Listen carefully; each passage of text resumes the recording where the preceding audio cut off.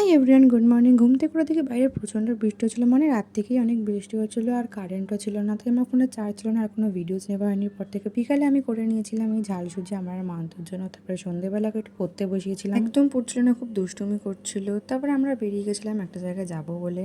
প্রথমে আমরা চলে গেছিলাম মোমো খেতে, সেটার ক্লিপস নেওয়া হয়নি। তারপরে হুট করে আমাদের প্ল্যান হয়েছিল আমরা আর একটা জায়গায় যাব।